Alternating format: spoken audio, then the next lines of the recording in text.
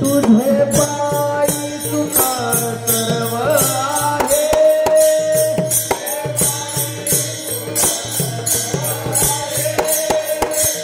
तुझे पायी सुखा सर्व आहे,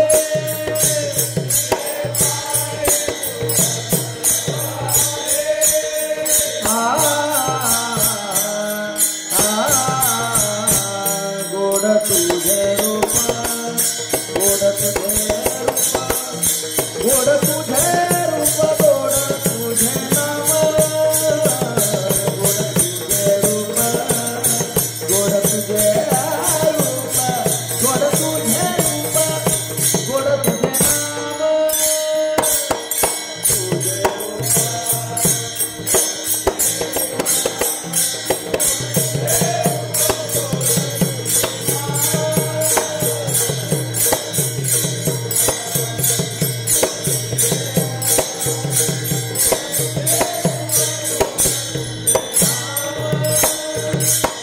देवी मग प्रेमा सर्व काळ, देवी मग प्रेमा सर्व काळ, देवी मग प्रेम सर्व काळ, गोड तुझे रूप, गोड तुझे नाम, गोड तुझे रूप, गोड तुझे रूप, गोड तुझे रूप, गोड तुझे नाम, प्रेम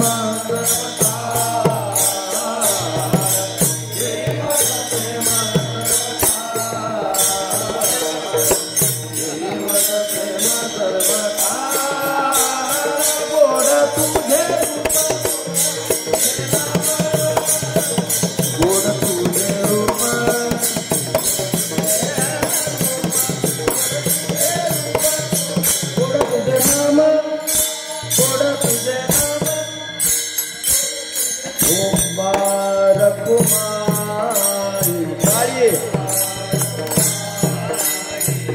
कुमार कुमारी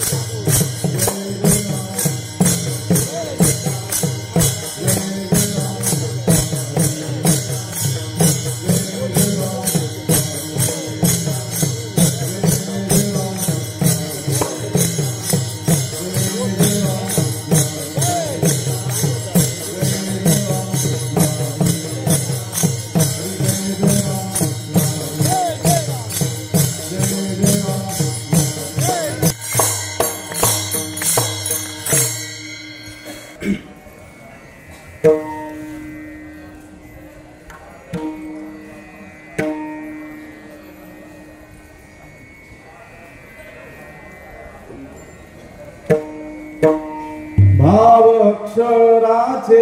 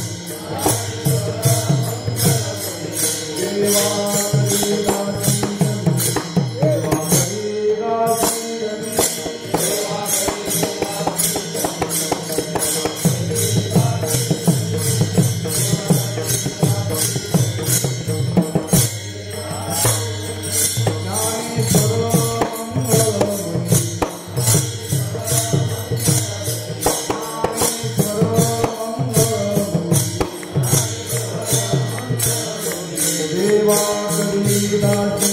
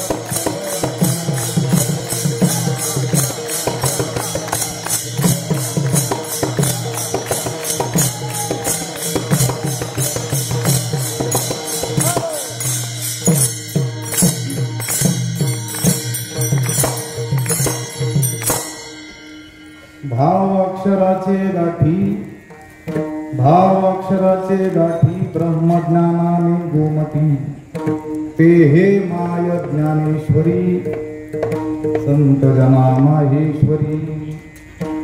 ज्ञानेश्वर मंगळ मुनी किंवा ज्ञानदेव मंगळ मुनी सेवा करी दासी जनी ते हे माय ज्ञानेश्वरी संत जना माहेश्वरी. पांडुरंगा करू प्रधान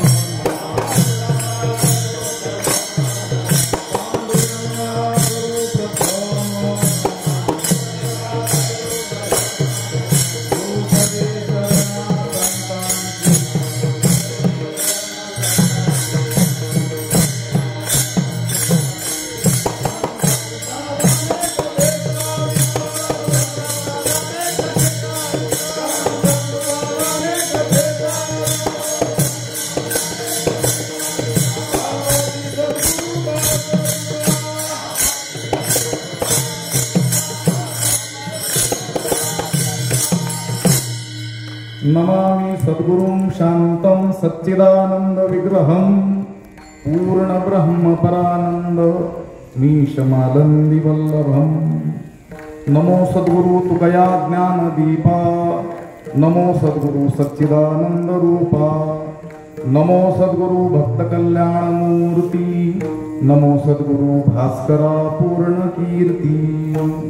अखंड मंडलाकारं व्याप्तं येन चराचरं तत्पदं दर्शितं येन तस्मै श्री गुरवे नमः. जयांचे किलिया स्मरण होय सकळ विद्यांचे अधिकरण तेची बंधू श्री चरण श्री गुरूंचे ते नमस्कारोनी आता. भाव अक्षराचे गाठी ब्रह्मज्ञानाने गोमटी ते हे माय ज्ञानेश्वरी संत जना माहेश्वरी. प्राप्तस्थळी कीर्तन रूपी सेवेकरिता उपस्थित केलेला हा अभंग संत श्रेष्ठ जनाबाई यांचा 3 चरणांचा सुप्रसिद्ध असा असून या अभंगद्वारे जनाबाईंनी ग्रंथराज ज्ञानेश्वरीचं आणि ज्ञानेश्वर महाराजांचं सूत्ररूपानं अचूक वर्णन केलेलं आहे.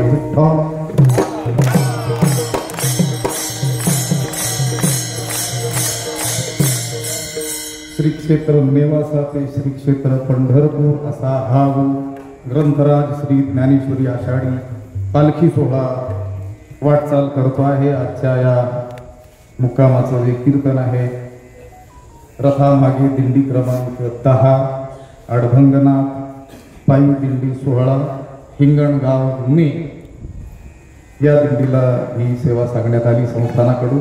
त्या दिंडीकडून ती सेवा मला सांगण्यात आली. का सांगण्यात आली? माझ्या गावची दिंडी का सांगितलं करावं लागते.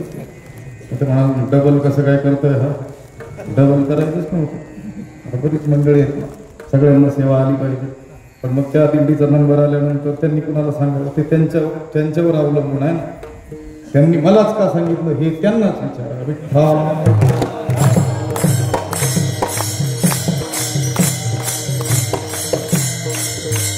रोज हा अभंग आपण म्हणतो आणि ग्रंथराज ज्ञानेश्वरीच्या नावानंच हा सोहळा आपण आरंभलेला आहे. रोज आपण आरती प्रसंगी हा अभंग म्हणतो. पुन्हा ते हे माय ज्ञानेश्वरीची विविध संबोधन विशेषण ते भजन देखील तयार केलेलं आहे. असलंही पाहिजे. लोकांनी नको ती भजनं केलेली आहेत सुरू. मग आपल्याला जी आवश्यक ती नसावीत का? ज्ञानेश्वरीचं वर्णन संतांनी किती वेगवेगळ्या शब्दानं केलेलं आहे हे कळण्याकरिता ते भजन उपयोगीच आहे.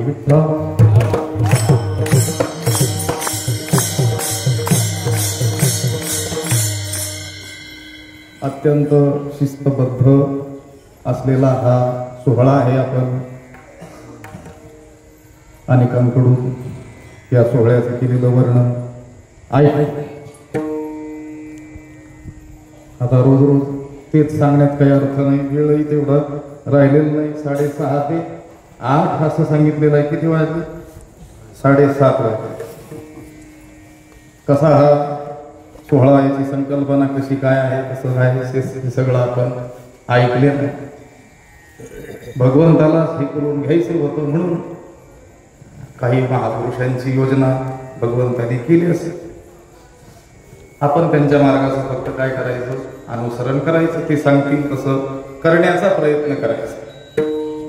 साहित्यामध्ये असं सांगितलेलं आहे, संत पुरुषाचं अनुसरण यद्यपि जरी आपल्याला 100% करता आलं नाही, करावंच, पण करता आलं नाही तरी हरकत नाही. जेवढं होईल तेवढं अनुसरण आपण केल्याने लाभ मात्र 100%च होतो.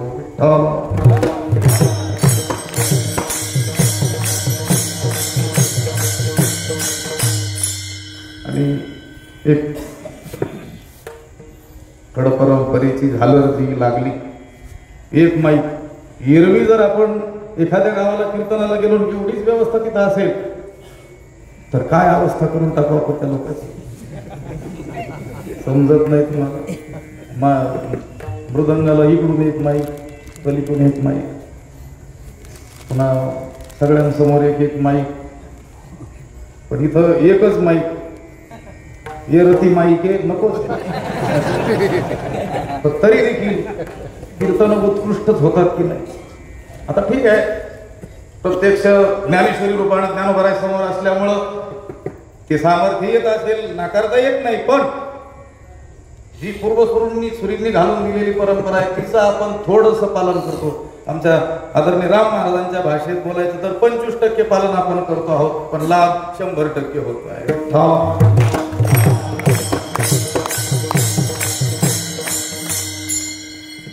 थोडस आम्ही असं काही साहित्य काव्य वगैरे शिकलेली माणसं आहोत, ते सांगण्याचा काही विषय नसतो, पण ते शिकल्यामुळं एक विनोद बुद्धी जागृत राहत असते.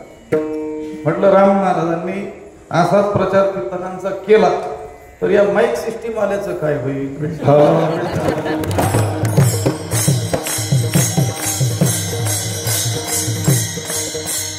त्यांचं काय होईल ते माहित नाही, आपलं चांगलं होईल.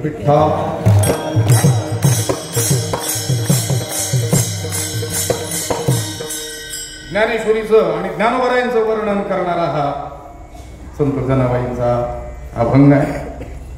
ज्ञानेश्वरीचं वर्णन म्हणजे ज्ञानेश्वरी वाचण्याचे लाभ काय आहे, त्याने काय काय प्राप्ती आपल्याला होईल, अशी वर्णन आपल्याला अनेक संतांनी केलेले आढळतील. पण ज्ञानेश्वरी म्हणजे नेमकं काय आहे हे फक्त जनाबाईंनी याच अभंगात सांगितलेलं आहे.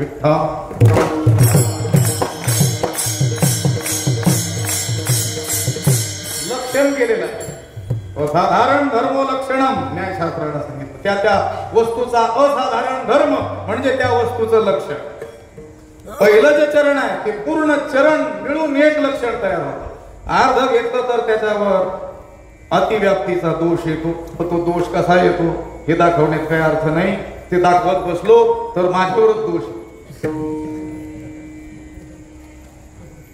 जगदविख्यात ग्रंथ ज्ञानेश्वर महाराजांनी ज्ञानेश्वरीमध्ये जगातील एकही विषय वर्णन करण्याचा सोडलेला नाही.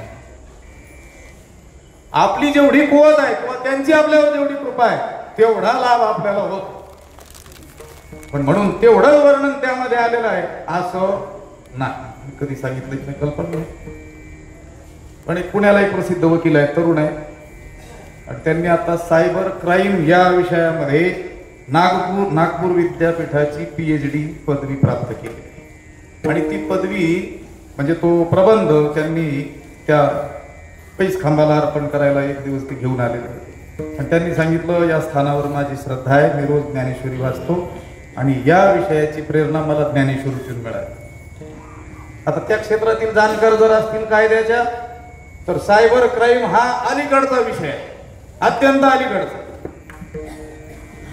पण त्याची बीज ते सायबर गुन्हे केल्यानंतर त्याचा शोध कसा लागावा किंवा तो गुन्हाच नेमका कसा घडत असला पाहिजे हे त्या माणसाला ज्ञानेश्वरीत सापडलं. विठ्ठल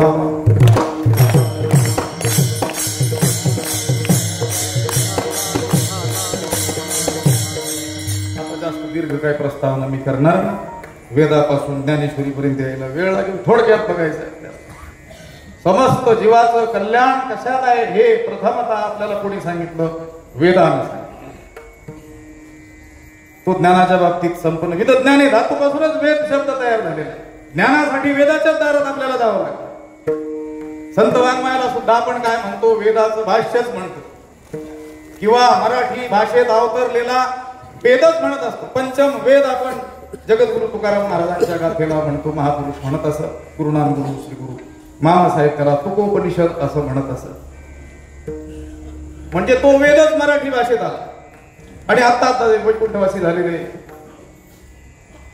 सद्गुरु साखरे महाराज ते तर म्हणायचे वेदाच्या मंत्रांना असं वाटलं असावं तुकोबारायांचे अभंग पाहून की आपण हे असंच असायला हवं होतं. उगीच आपण त्या संस्कृत सारख्या कठीण भाषेत बद्ध झालो. विठ्ठल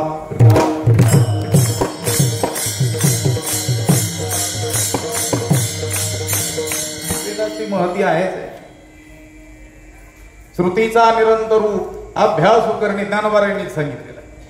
तैसा प्रतिपाद्य जो ईश्वर तो व्हावया लागी गोचरू. श्रुतीचा म्हणजे वेदाचा, निरंतर म्हणजे सतत अभ्यास करायला पाहिजे.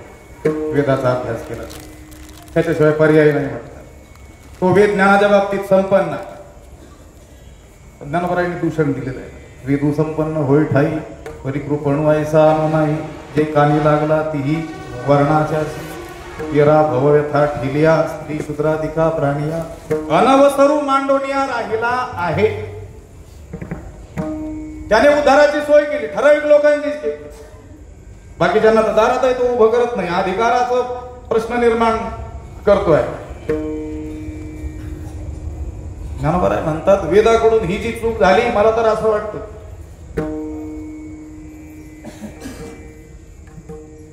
या लागी उभी लक्षात आली तर सांग. विठ्ठल विठ्ठला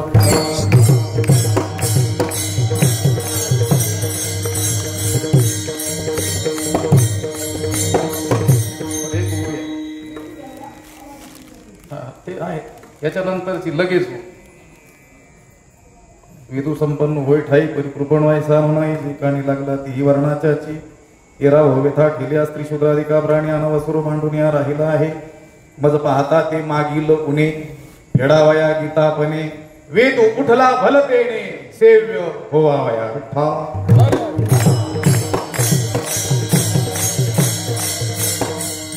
त्याकडून आपलं सेवन करून घेण्याकरिता तो वेदच गीतेच्या रूपानं समोर आला.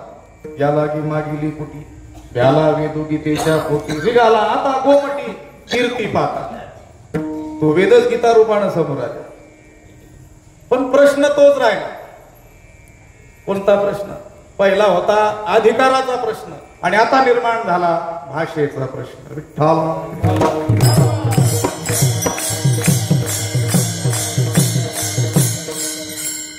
सगळ्याकडून चांगल्या रीतीनं सेवन व्हावं म्हणून तोच वेद गीतेच्या रूपानं समोर आला. संस्कृत सारख्या भाषेत म्हणजे अलीकडच्या भाषेत बोलायचं ठरलं तर कसं बोलतंय? अगोदर तर काय केलं? शिक्षणाचा अधिकारच दिला. नंतर म्हटले या या या सगळ्यांना शिकवतो आणि शिकवायला सुरुवात केलं इंग्रजीतून. विठ्ठल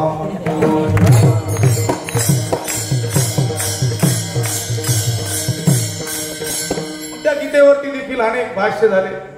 शेकडो टीका ग्रंथ भाष्य ग्रंथ जगामध्ये काय आहेत उपलब्ध आहे. पण त्यांनी काय केलं? त्यांनी त्या भगवंताच्या शब्दांचा केवळ काय सांगितला? अर्थ सांगितला, शब्दार्थ सांगितला. शब्दाला प्रतिशब्द दुसरा शब्द जोडून दिला ज्ञानोबरायांनी. आणि एक विशेष म्हणजे ते सगळे भाष्य कोणत्या भाषेत लिहिले गेले? संस्कृत भाषेत. समजावून सांगतो म्हटले. आणि कोणत्या भाषेत समजावून सांगितलं?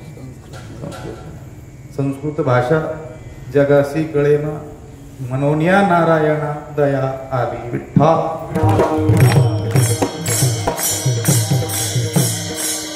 संस्कृत भाषाच काय? मराठी भाषा नीट कळेना. संस्कृत नाव विचारणारे लोक असतात की नाही की ज्ञानेश्वरी संस्कृत भाषेत आहे की मराठीत आहे. संस्कृत म्हणतात. चांगलं मराठीत बोललं तर ते कळण्याची पद्धत. मी न्यूनगंड शब्दाची व्याख्या काही प्रसंगी सांगत असतो, सांगतो मराठीतच सांग. उपजतच अंतकरणातील स्वगौरवाची तीव्र भावना, त्याच्यामध्ये स्वसामर्थ्याच्या उणीवेची जाणीव एकत्र होते, तेव्हा न्यूनगंड होतो. विठ्ठल मराठी भाषेत सांगितलं. पण ही न्यूनगंडाची व्याख्या ऐकून भयगंड निर्माण व्हायचा.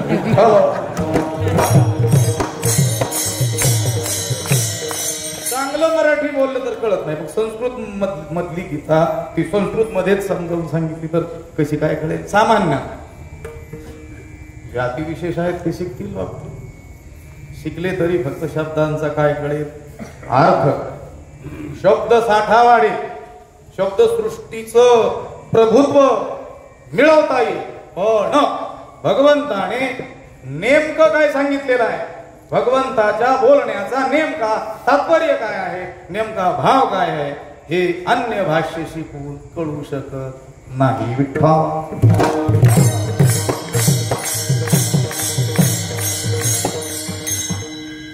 शिकून सांगतो. लक्षात आलं. शिकून काय होत नाही, शिकून काय होत नाही. आधी शिकीजी व्युत्पत्ती आघवी. ते जगन्नाथांना सांगायची व्युत्पत्ती आघवी विसरीजे, पण आधी शिकीजे. नाही आम्हाला ज्ञानाचा कोणत्याच प्रकारचा गर्व नाही. काय शिकला, शिकलोच नाही.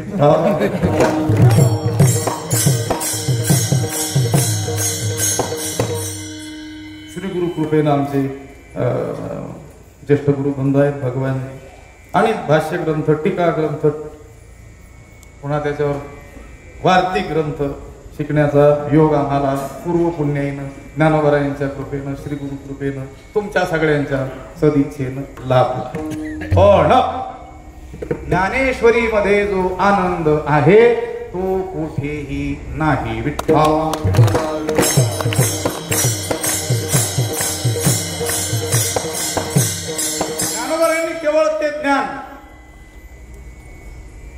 संस्कृत मधून मराठीत आणलं एवढंच नाही. मराठीमध्ये देखील टीका आहेत की नाही, शब्दाला प्रतिशब्द देणार. ज्ञानोबरांनी नेमकं काय सांगितलं, त्याचा भाव सांगितला. ते देवाचे मनोगत तू दावी ताहासी मूर्त, हेही म्हणता चित्त दाटे भूते श्री मुरारी. म्हणितले प्रकट करी जे अभिप्राय गहरी झाकिले आम्ही. विठ्ठल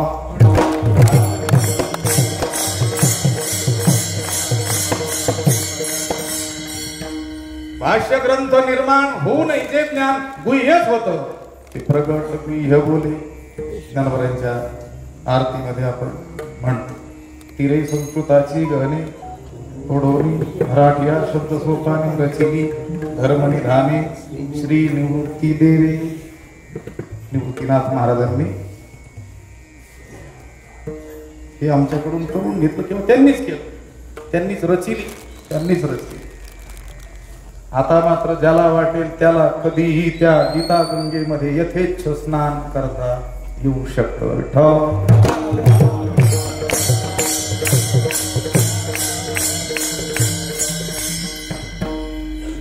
तोडोनी मराठीया शब्द सोपा.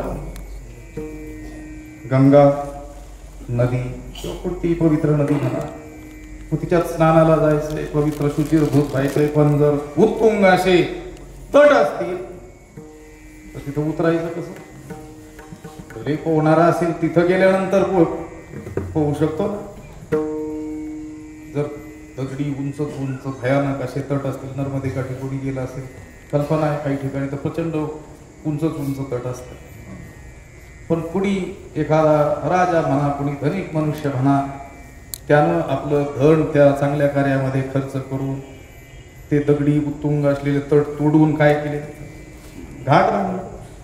आता मात्र कुणालाही हवं त्याला त्या गंगेमध्ये जाऊन काय करता येतं, स्नान करता येतं. ज्ञानेश्वर महाराज म्हणतात, निवृत्तीनाथ महाराजांनी म्हणजे आमच्या श्री गुरूंनी गीता रूपी गंगेला हा ओवी रूपी काय केला, घाट बांधला. विठ्ठल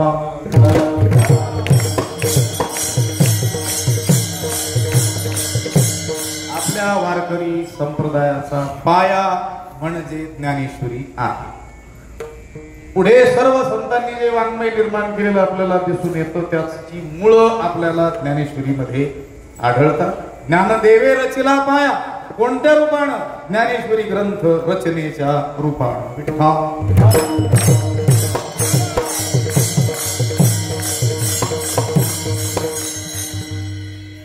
ज्ञानेश्वरी ग्रंथाची बरोबरी करू शकेल असा एकही ग्रंथ कोणत्याही भाषेत नाही.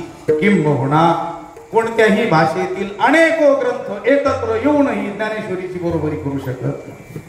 माझे श्री गुरु स्वामीजी महाराज सांगतात ते म्हटले कल्पना करा एक मोठा तराजू तयार केला. त्यांचे जसेच्या तसे शब्द मी तुम्हाला सांगतो, थोडाही हेरफेर न करता. एक मोठा तराजू तयार करायचा. जगातील समस्त ग्रंथ समस्त विषयांचे ग्रंथ एका पारड्यात टाकायचे आणि दुसऱ्या पारड्यामध्ये ज्ञानेश्वरी आणि जगद्गुरु तुकाराम महाराजांची गाथा ठेवायची. ते म्हटले पारड जड ज्ञानेश्वरी आणि गाथेचं होईल विठ्ठल.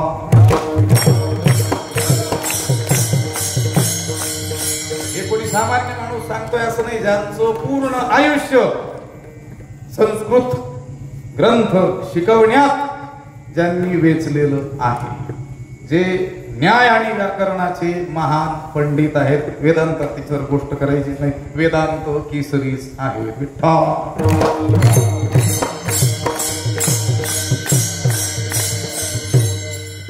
हे तुम्ही लावलंय का? थोडं बंद करा. आता हे फक्त तुमच्याच बाबतीत झालं, कोणी रेकॉर्ड केलं असेल तर नाही लागणार आहे विठ्ठल.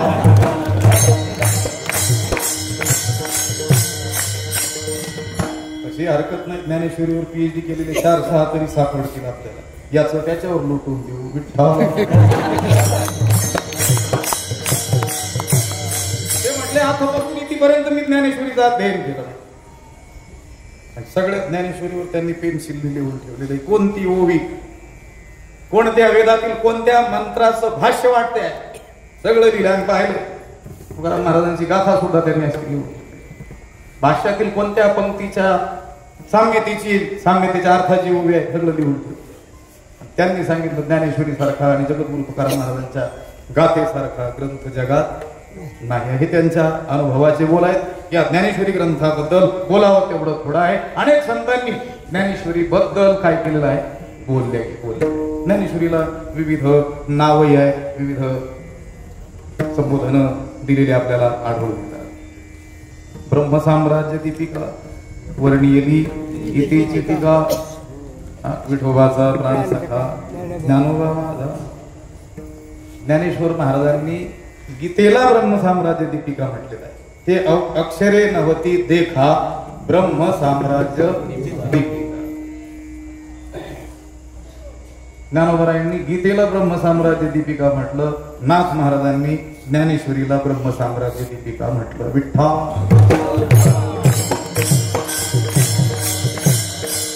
धर्मकीर्तन हे देखील काय आहे नाव आहे. किंबहुना तुमचे धर्मकीर्तन हे सिद्धी तीर्थ माझे जी उरले आई.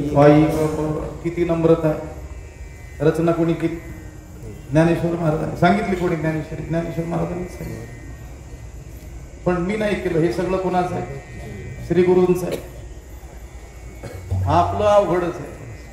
माझं सांगतो 2005 ला मी भारतातील पाणिनी अष्टाध्यायीचे महान विद्वान डॉक्टर धर्मवीर आचार्य यांच्याकडे 6 महिने. नंतर ते म्हटले आता बोलता वाचता लिहिता यायला लागलं संस्कृत. एक लेख लिहा, चांगला वाटला तर मग काशीला एक मासिक प्रकाशित होतं त्याच्यात छापू. मी लिहिला, तो छापून आला. मी 1000 लोकांना दाखवत असतो. कळालं तर बरोबर.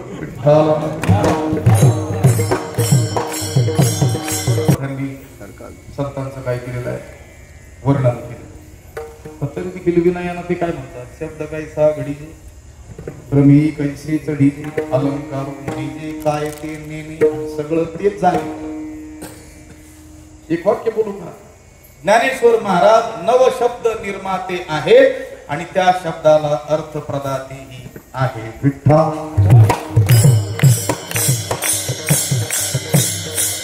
ज्ञानेश्वर महाराजांच्या तत्पूर्वकालीन मराठी भाषेचा जर आपण अभ्यास केला तर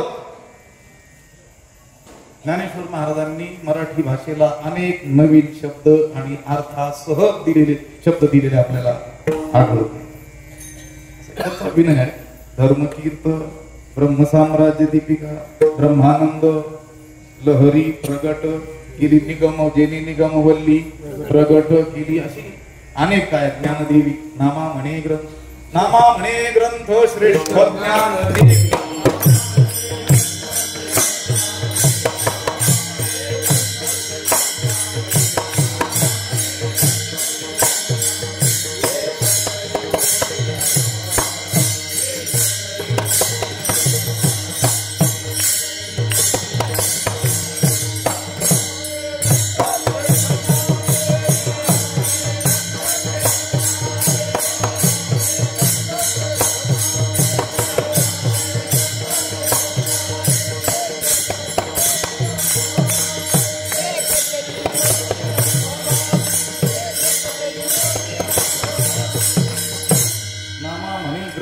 श्रेष्ठ ज्ञानदेवी. ज्ञानदेवी हे नाव नामदेव महाराजांनी दिले. चोखा महाराजांचा एक अभंग आहे, त्याच्यात ज्ञानदेवी शब्दाचा काय आहे उल्लेख आहे. चोखा म्हणे ग्रंथ श्रेष्ठ ज्ञानदेवी ग्रंथ वाचिता सनात होती जीव. ज्ञानदेवी नाव आहे. ज्ञानेश्वरी तर आहे काय, वाचावी ज्ञानेश्वरी, डोळा पाहावी. आपण तेच करतो आहोत सध्या. ज्ञानेश्वरी वाचणारीच माणसं आता डोळ्यानं पंढरी पाहायला निघालेली आहे. किंवा डोळ्यानं पंढरी पाहायला निघालेली आपल्यापैकी अनेक ज्ञानेश्वरी न वाचणारी माणसं पुढे वाचणार आहेत. विठ्ठल.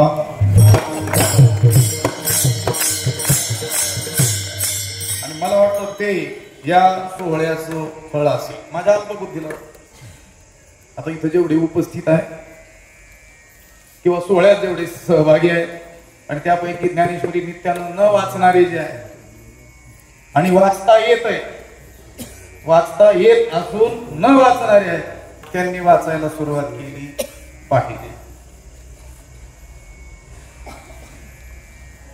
आता इथं तर मला काही विचारता येणार नाही कोण कोण वाचणारे नाहीत म्हणून. वाचली वाचावी ज्ञानेश्वरी, डोळा पहावी पंढरी. काय होईल त्याने?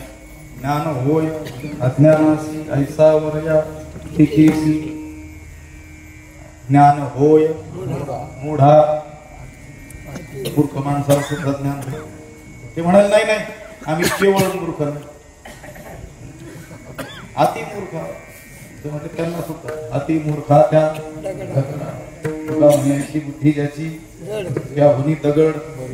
असं तुकाराम महाराजांनी ज्यांच्याबद्दल म्हटलं त्यांना सुद्धा ज्ञान होईल. विठ्ठल.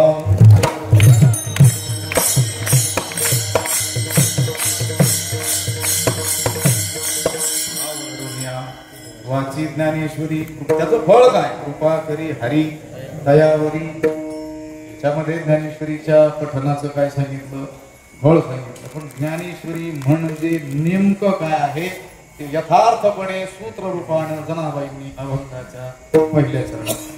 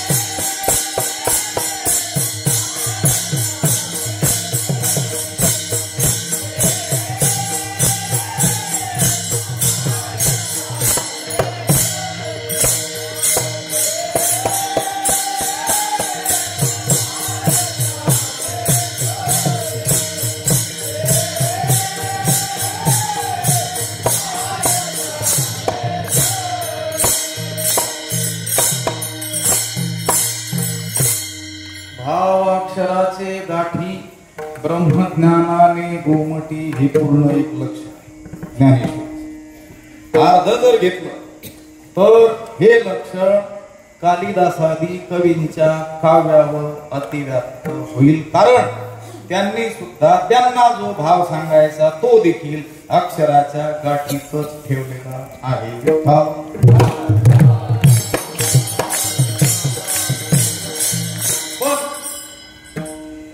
त्यांनी जरी त्यांचा भाव म्हणजे तात्पर्य त्यांनी रचलेले जे शब्द आहेत त्यातील जे अक्षर आहेत त्या अक्षराच्या गाठीमध्ये बद्ध केलेला असला तरी देखील ते ग्रंथ ब्रह्मज्ञानाने गोमटे नाही.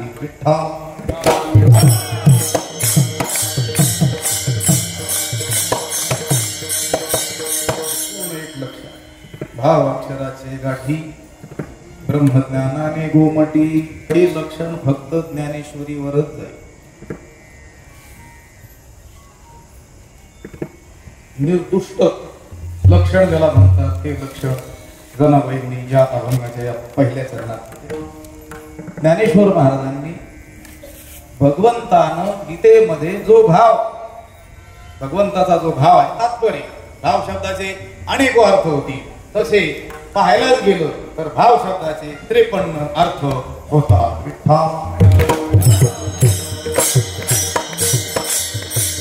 एवढ्या अर्थाचं करायचं का कामापुरतं कीर्तनात सगळं सांगता येत नसतं म्हणून तर सद्गुरु वक्ते बाबा कीर्तन प्रवचनाला गरिबी हटाव योजना म्हणते. थोडं सांगून पुढे जावं लागतं. सगळं सांगत बसलं तर 6 महिने त्याच्यावरच बोलावलं. इथं थोडं घड्याळ पुढे गेलं तर तुम्ही मलाच भाव देणार वेळेत गरिबी हटाव योजना आम्ही म्हटलो होतो भक्तीना बाबांना तुम्ही म्हणता कीर्तन प्रवचन सगळंच काही प्रकट करता येत नाही तासाभरामध्ये म्हणून ही योजना कोणती आहे गरिबी हटाव योजना. आम्ही भक्तीना बाबाला म्हटलं ठीक आहे तुमच्या म्हणण्यानुसार कीर्तन प्रवचन ही गरिबी हटाव योजना असेलही असू द्या पण कमीत कमी या योजनेत तरी भ्रष्टाचार नको.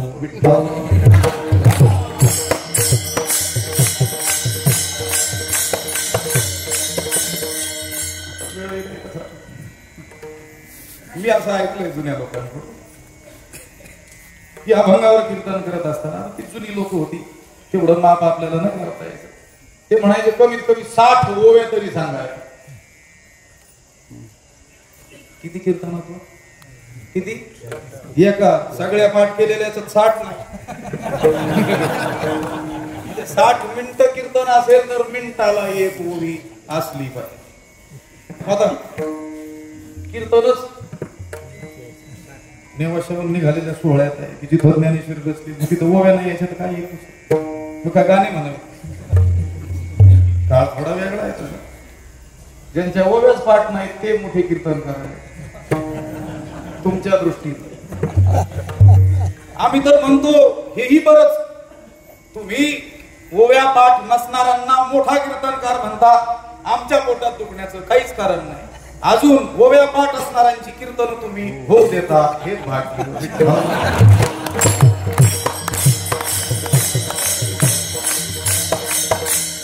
बोलण्याचा भाव लक्षात आला भाव अक्षराची गाठी ब्रह्मज्ञानाने गोमटी ज्ञानोबरायांनी त्यांनी योजलेल्या अक्षरांमध्ये तो भाव दडवून ठेवलेला आहे. अक्षरे गुंथी तया अक्षरातील भाव पावीन मी तुमचा ठाव ऐका म्हणे ज्ञानदेव निवृत्तीचा विठ्ठा.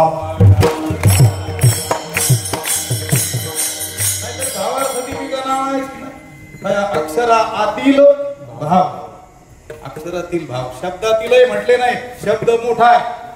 अक्षरांच्या पुंजक्यांना काय म्हणतो शब्द म्हणतो. शब्दांची पुंजकी एकत्र तर त्याला काय म्हणत असतो वाक्य म्हणत असतो. अक्षरा अक्षरात तुकोबारा देखील म्हणतात की नाही एका एका शब्दात नाही म्हणत अक्षरात आहे माझा रमाकांत विठ्ठा.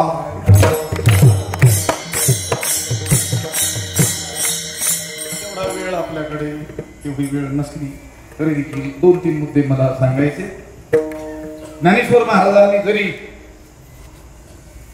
भगवंताच्या बोलण्याचा भाव ज्ञानेश्वरीत प्रकट केलेला असला तरी देखील ज्ञानेश्वर महाराजांनी व्यक्त केलेला भाव जाणण्याकरिता भावज्ञ व्हावं लागतं.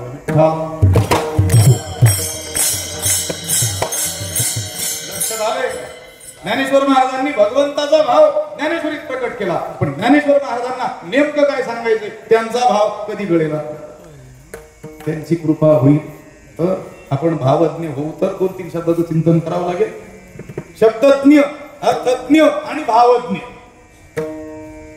शब्दज्ञ म्हणजे जाणणार, तज्ज्ञ शब्द आहे की नाही, त्यातलं जाणणार. ते अन्न सांगायचे पण ठोसे अन्न म्हणायचे. तज्ज्ञ, नाक घसा तज्ज्ञ, डोळ्यांचा नेत्र तज्ज्ञ म्हणजे त्याच्यातला जाणणारा. तज्ज्ञ म्हणजे बाकीच्या गोष्टी अज्ञ. त्यांनी ते गमतीला सांगितलं होतं. एक जण गेला डोळ्यांचा सुप्रसिद्ध डॉक्टर, त्याच्याकडे डोळ्याचा इलाज करायला गेला.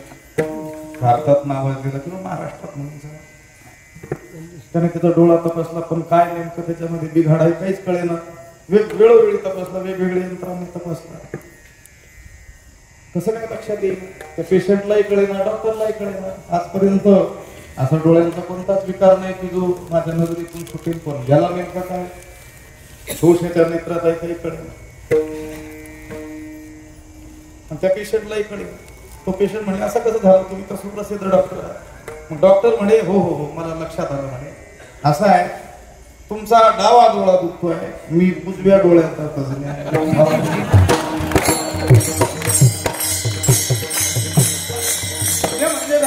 शब्दज्ञ, शब्द जाणणार. व्याकरण शास्त्र, व्याक्रियन्ते व्युत्पाद्यन्ते शब्दाः अनेन इति व्याकरण. शब्दाचा कारखाना म्हणजे व्याकरण शास्त्र. आणि शब्द कसा आहे, कोणती प्रकृती, कोणता प्रत्यय नेमका आहे, कोणता धातू कोणता आहे, मूळ, ते जाणणारा त्याला म्हणतात शब्दज्ञ. तो फक्त शब्दच जाणू शकतो, अर्थ त्याला कळेलच असं काही सांगते. कळालं तर बरंच आहे. किंवा आपल्या भाषेत बोलायचं ठरलं तर शब्दाची उपासना केलेली आहे, नाही असं नाही. उपासक आहे चांगल्या रीतीने शब्दाचा, भरपूर पाठांतर केलेलं आहे, पण अर्थाची दृष्टी नसेल तर मग पाठांतरच करू नये का? करावं आणि मग अर्थाकडं वळावं. अर्थाविन पोथी, हे कोणाला सांगितलं? 100 वेळेस पोथी वाचली पण अजून अर्थाकडे नजर जात नाही. ज्याने पोथीच हातात घेतली नाही त्यांना नाही म्हटलं, त्यांना म्हटलं वाचावी. विठ्ठल शब्दाला जाणणार, शब्दज्ञ.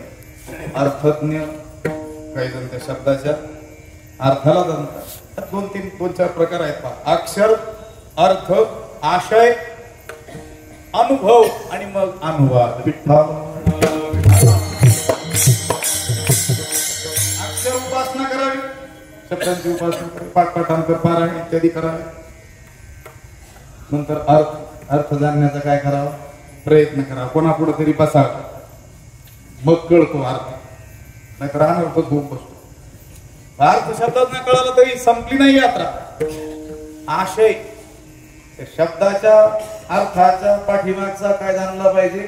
भाव जाणला. साहित्यातील थोडस पटकन सांगून जातं. संध्याकाळ झाली असं वाटतं, त्याचा अर्थ काय? दिवस मावळतीला गेला, एवढाच त्याचा काय आहे? शब्दार्थ आहे. पण याचा भाव वेगवेगळ्या ठिकाणी वेगवेगळा होतो. वारकरी एकमेकांना म्हटले संध्याकाळ झाली म्हणजे काय अर्थ आहे त्याचा? काय?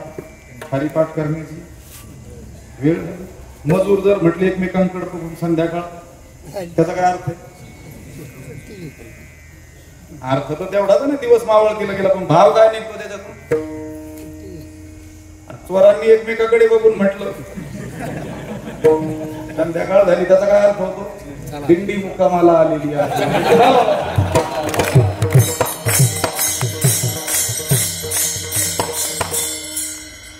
पैसे शब्दाचे व्यापक पण दिखीजे असाधारण. पाहता भावज्ञा भावती गुण चिंतामणी 6व्या अध्यायामध्ये ज्ञानेश्वर महाराजांनी त्यांच्या स्वतःच्या शब्दांचं वर्णन केलेलं आहे. ही सिद्धांताची एक उभी फक्त मी आपल्याला सांगितली. विठ्ठल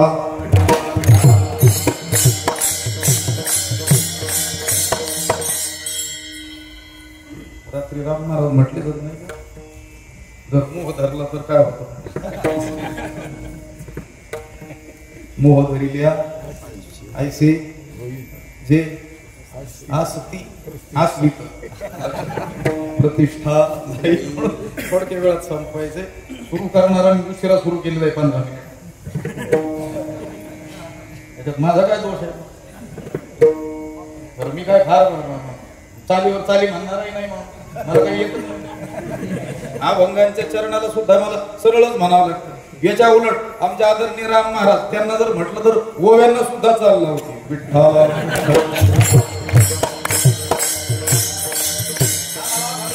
सरळ सांगायला आणि सरळ सांगता सांगता सरळ माणसं जर असतील मागं पुढं तर मग ती म्हणतात कळालं तर बरोबर.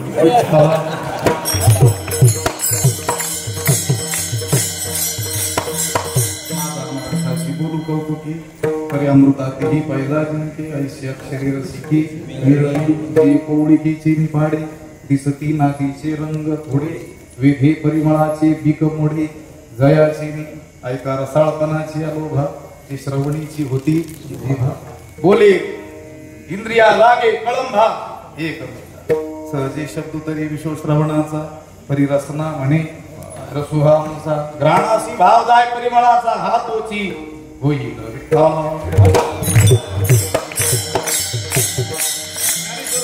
त्यांच्या शब्दाचं वर्णन केलं. त्यांच्या इतकं वर्णन यथार्थ तर कोणीच करू शकणार.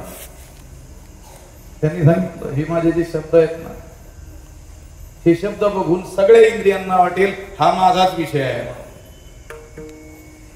मग ते शब्द बघून डोळ्यांची काय होईल? तृप्ती होईल. ते शब्द ऐकून कानांची काय होईल? तृप्ती होईल. ते म्हणतात त्या शब्दाला सुगंध सुद्धा आहे.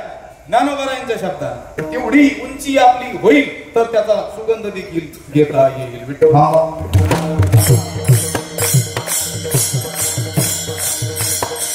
पण हे कोणाला? भावज्ञ भाव लागला. भाव धरून बोलून गेलो वाची ज्ञानेश्वरी भावाक्षराचे गाठी ब्रह्मज्ञानाने गोमठी ब्रह्मज्ञानाने गोमठी येणे आबाल सुबोधे गोवीचे प्रबंधे ब्रह्म रस सुस्वादे अक्षरे गुंथिले.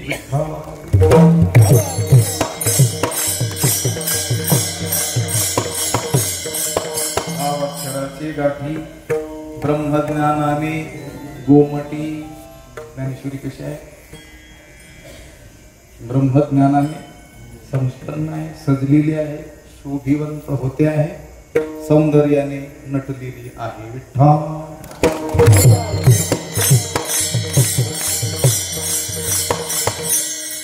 देखो आवडे तो खाणी ब्रह्मविद्येची. विठ्ठल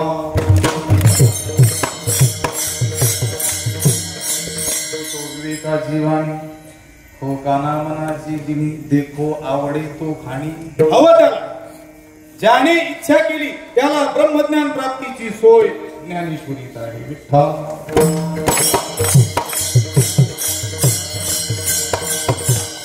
भावाक्षराची गाठी ब्रह्मज्ञानाने गोमटी. आमच्या आदरणीय भगवानजींकडे मी कीर्तन केलं होतं एकदा.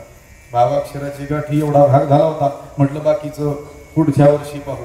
हे कधी सांगितलं होतं? नेवाशाला येण्याच्या आधीच्या वर्षी. पुढच्या वर्षी पाहू म्हणजे नेवाशात आल्यावर पाहू. तेवढं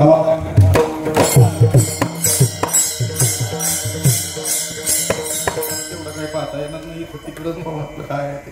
भावाक्षराची गाठी ब्रह्मज्ञानाने गोमटी अशी असलेली ही ज्ञानेश्वरी आणखी कशी आहे जनाबाई दुसऱ्या चरणात.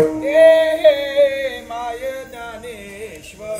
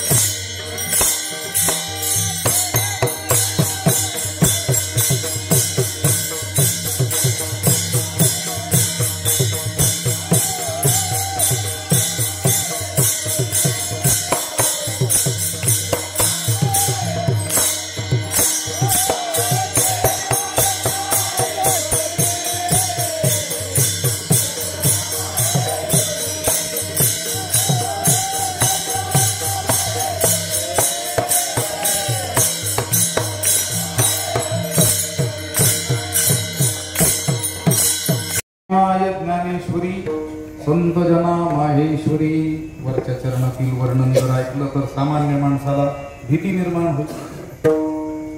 भाव अक्षराची गाठी ब्रह्मज्ञानाने हो.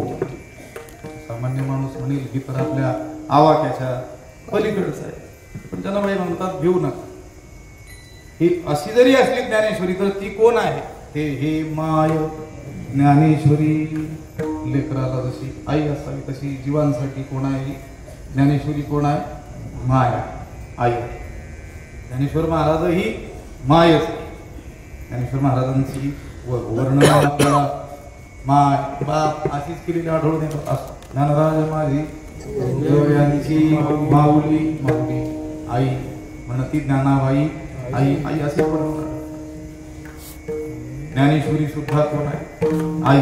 गोष्ट तर खरी ही आहे की ज्ञानेश्वर महाराज आणि ज्ञानेश्वरी हे भिन्न नाहीत.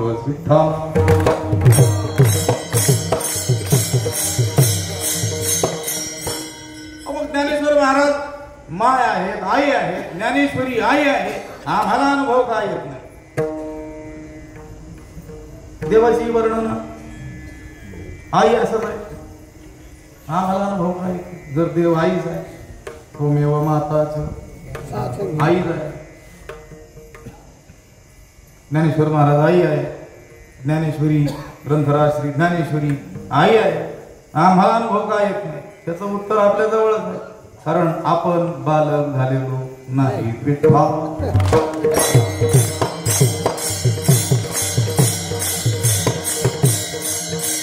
आपण जर बालक होऊ तर ज्ञानेश्वर महाराज आई आहेत हा अनुभव आपल्याला आल्याशिवाय राहणार. आपण बालकाच्या भूमिकेतच नाही. तसे बालकाच्या भूमिकेतच आहोत वागण्यामध्ये.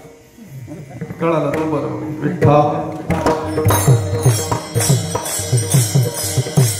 त्यांच्या प्रबोधी विचार जाणही समान होती. बालका चेष्टा बालकासारखे भावनेचा विषय चालले. बालकाची जशी भावना आहे आई प्रती तशी जर आपली ज्ञानेश्वर महाराज आणि ज्ञानेश्वरी प्रती होईल तर आपल्याला देखील ज्ञानेश्वरी आई आहे असा अनुभव येईल.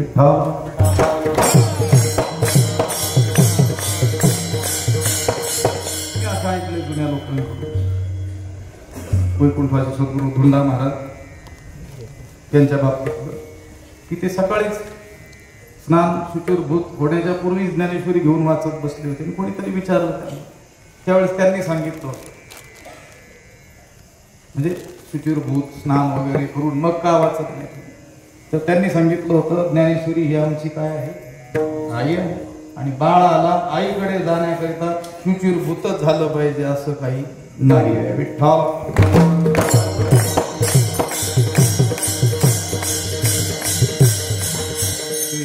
ज्ञानेश्वरी हे सामान्य जनांकरता ज्ञानेश्वरी कोण आहे? माय आहे, आई आहे. आईप्रमाणे त्याचं काय करणारे आहे? कल्याण करणार. ज्ञानेश्वर महाराजांनी नाही श्रुती परवती माऊली जगा असं म्हटलेलं ते वर्णन ज्ञानेश्वरीला तंतोतंत लागू आहे. कारण ज्ञानेश्वरी म्हणजे श्रुतीच आहे. हितापासून काढीती हित देऊन वाढविती नाही श्रुती परवती माऊली जगा. त्याच पद्धतीनं आपल्याला म्हणावं लागेल नाही ज्ञानेश्वरी परवती माऊली जगा.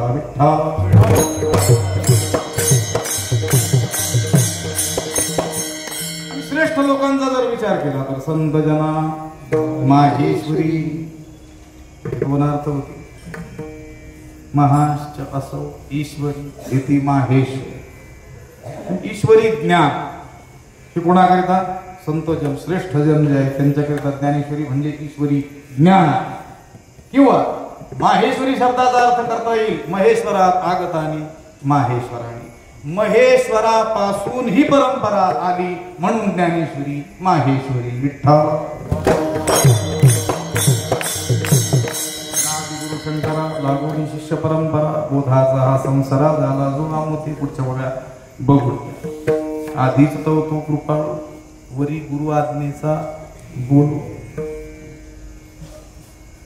भगवान महादेवापासून आलेलं ते काय आहे? शांभवी साक्षात विद्या ही शांकरी. विठ्ठल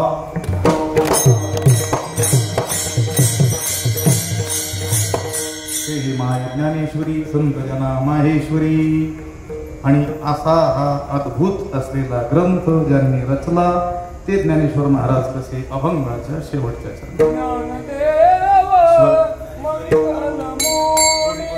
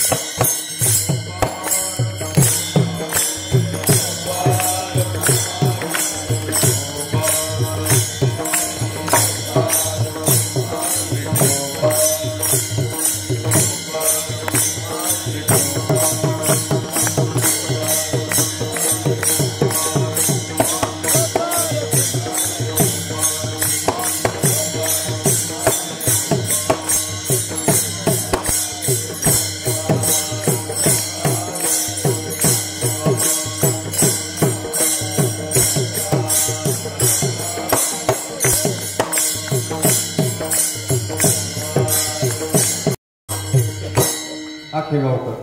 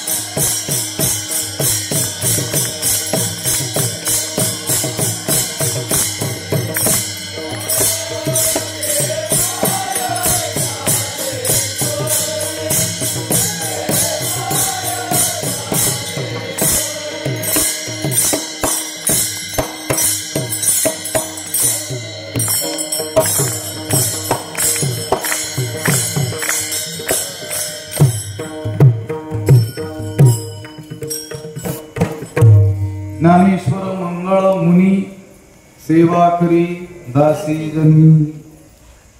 ज्ञानेश्वर महाराजांचं वर्णन या तिसऱ्या आणि शेवटच्या चरणामध्ये जनाबाईंनी केलेलं आहे. ज्ञानेश्वर मंगळ मुनी, केवळ मुनी नाही, मंगळ जो मनन करतो तो मुनी. एवढीच व्याख्या घेतली तर आपण सगळेच मुनी. कारण कशाचं काय चालू आहे, मनन चालूच आहे. अमुकच मनन करणाऱ्याला मुनी म्हणतात. अशी व्याख्या केली तर मग ठीक आहे, केवळ मनन मुलाया मननशीला एवढीच व्याख्या केली तर मग सगळ्याकडे जाईल. नाहीतरी म्हणायचे की नाही हे सगळे कोण आहे, ऋषी मुनी. अन्नात सांगायचे मी पूर्वी विवाहाधिकांना जायचं म्हणे आणि शुभमंगल सावधान झालं की तिथून पुढं त्या वधूवराचा एकच कार्यक्रम. जे ज्येष्ठ असतील, म्हातारे वयोवृद्ध असतील त्यांच्या पाय पडायचे. ते म्हटले मी विचार करून पाहिलं यांच्या पाय पडण्याचं काय कारण आहे, देवाच्या पाय पडावं, संतांच्या पाय पडावं, यांच्या पाय पडण्याचं काय रहस्य असलं पाहिजे. नंतर विचार केल्यानंतर मला कळलं नाही, त्यांच्या भाषेत सांगतो. ते म्हटले बरोबरच आहे, त्या लग्नाला आलेल्या म्हाताऱ्यांच्या पाय पडणं उचितच आहे. का? कारण आत्ता काही क्षणापूर्वी या उभयतांनी ज्या संसार अरण्यात प्रवेश केला त्या अरण्यातील हे ऋषी विठ्ठल.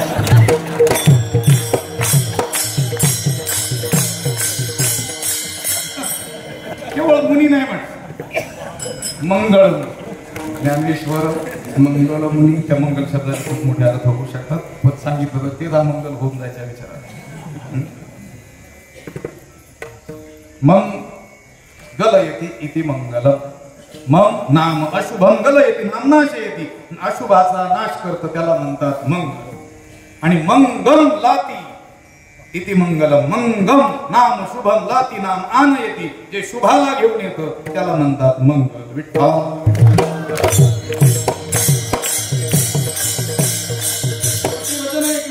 अशुभानी निराचेष्टे तनोति शुभ संतती स्मृती मात्रेण यत् पुंसाम ब्रह्म तन मंगलम परम किंवा ब्रह्म तन मंगलम विदुः. विठ्ठल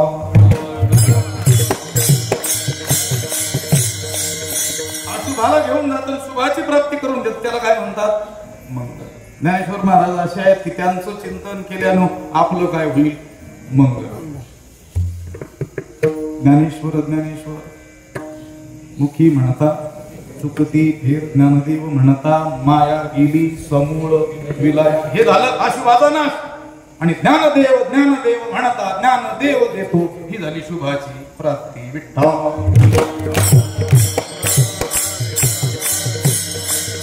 ज्ञानेश्वर मंगळ मुनी.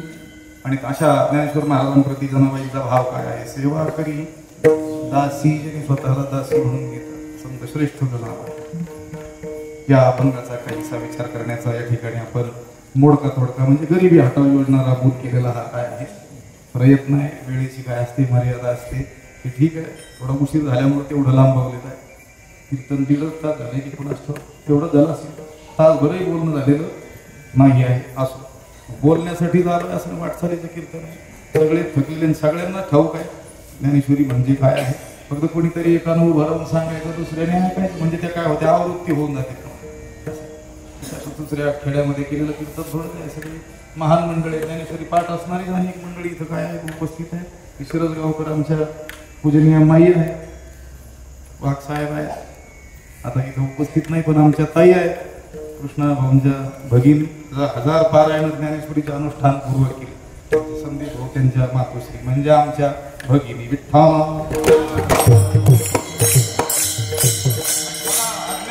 अनेक मंडळी इथं असणारच आहेत. असं झालेली सेवा ज्ञानोबरायांच्या चरणी आपण समर्पित करून या ठिकाणी थांबूया. ज्ञानेश्वर